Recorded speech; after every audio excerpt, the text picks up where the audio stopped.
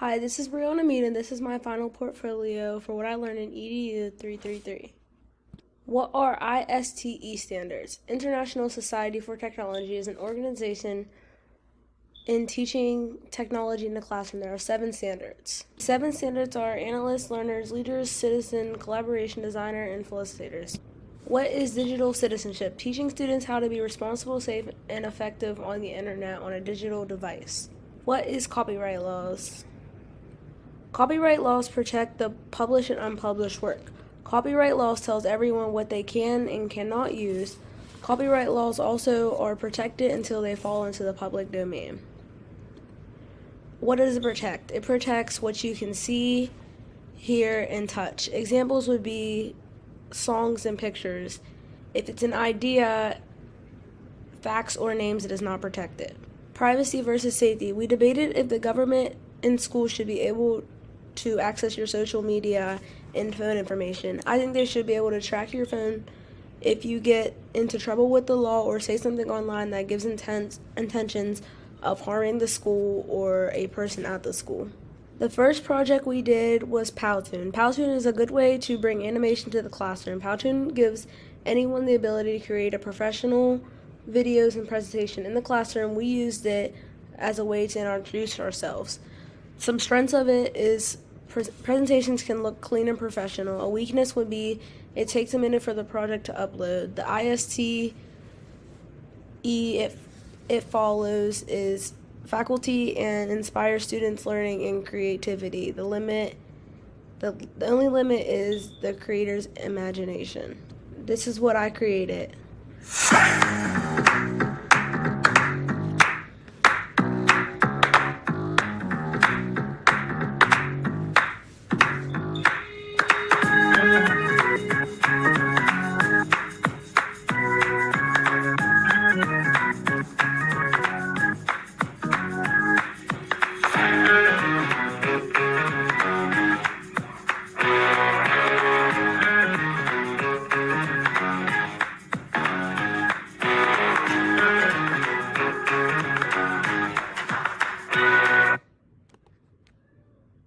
The next project we did was Adobe Spark. Adobe Spark is an integrated web and mobile solution that lets everyone share and create visual stories.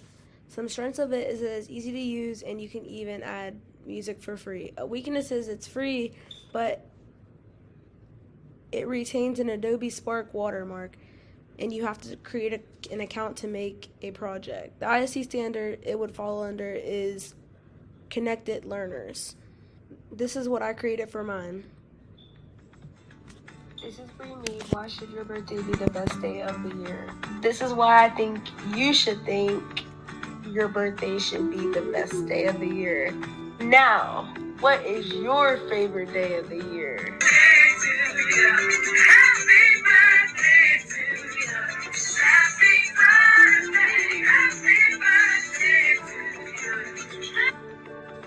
On mostly everyone's birthday, they at least get a cake. But if you don't like cake, you can get another piece of present. Next up, you get all kinds of presents. And if you don't get presents, someone is probably going to get you some cash. From the time you wake up to the time you go to sleep, the day should be about you.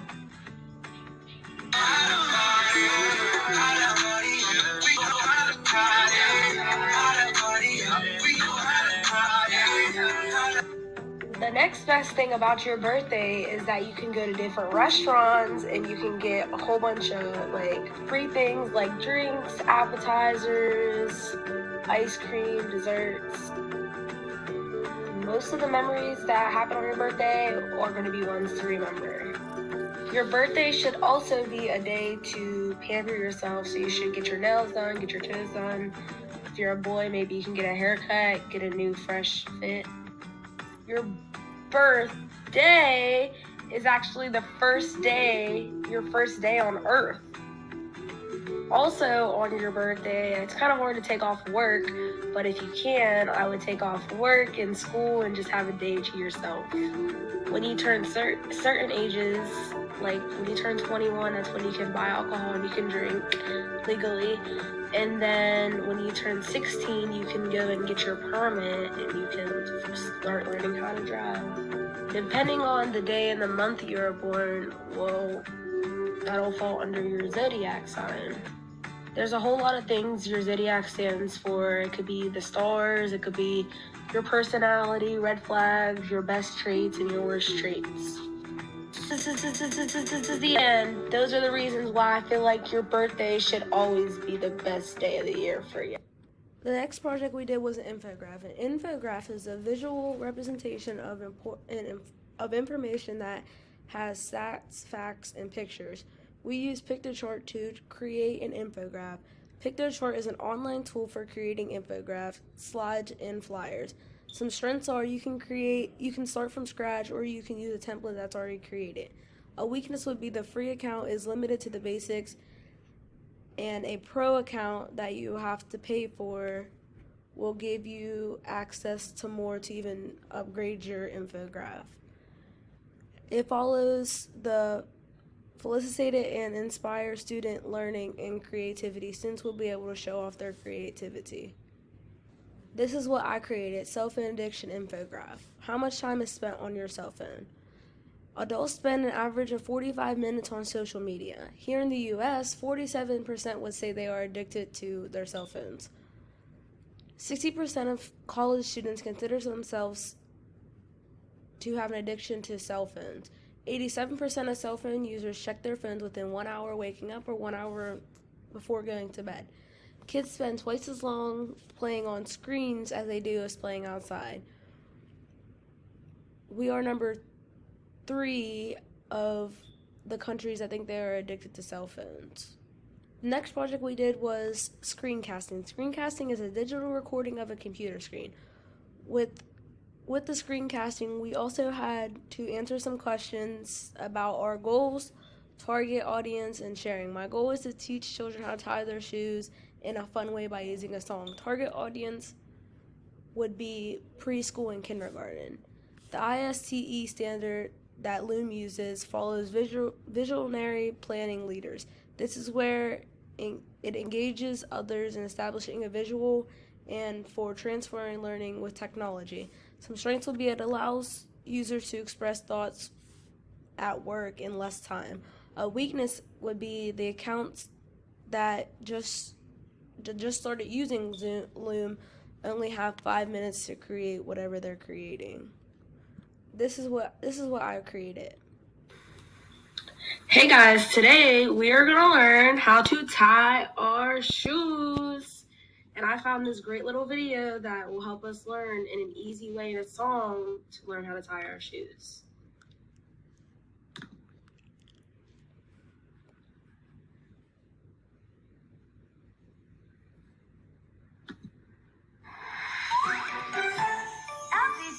Junior.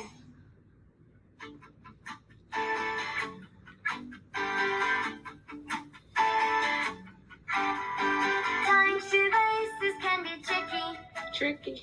Here's a simple method to try.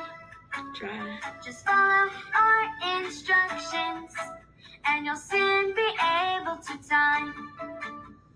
First, take the laces in your hands and make a great big X. Put one lace under the other. Pull tight, what comes next? You repeat what you did just before and make another X. Put one lace under the other. Not so tight, this time is the best. You should leave a little circle and then let the laces fall. Pass one lace through the circle and leave a little loop is all. Well done! So far, so good! For this next project, we had to create an assessment assignment using one of these tools. I chose to use Nearpod. Nearpod is an interactive classroom tool to engage students by adding interactive activities to the lesson. Some strengths would be students can actively participate during the lesson. A weakness would be there is limited amount of space to create, and the Iste standard, it falls under a system designer. I wanted to stay on the same track as do you know how to tie your shoes? So today we are going to learn how to tie our shoes. The first thing I did was a poll to see who all knew how to tie their shoes.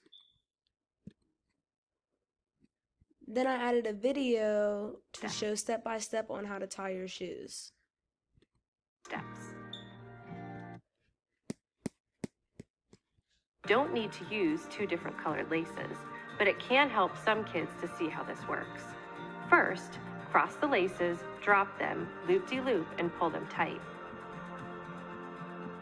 Just as you would if you were tying shoes the traditional way. Second, cross the laces, drop them, loop-de-loop, and pull them, but leave a small circle. Third, take the end of one of the shoelaces and put it through the circle. Repeat with the other shoelace.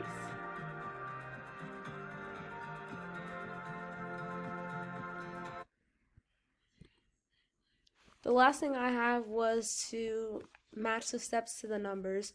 So the steps that happened of tying your shoes, you could just match them to what steps came first, second, and third. The last and final project was to create a 5-question using Quizlet. Quizlet is a free online website providing learning tools for students, including flashcards and game modes. Some strengths: it takes a simple idea of flashcards and puts a modern twist on it. A weakness is students could learn the incorrect information on Quizlet. It follows the modeling digital age work and learning. Quizlet is a new technology that can help students in the classroom study for tests. I did how much is this worth? And I did how much each piece of money is worth. And you could do flashcards, learn, write, spell, test, match, and gravity. Thank you for watching.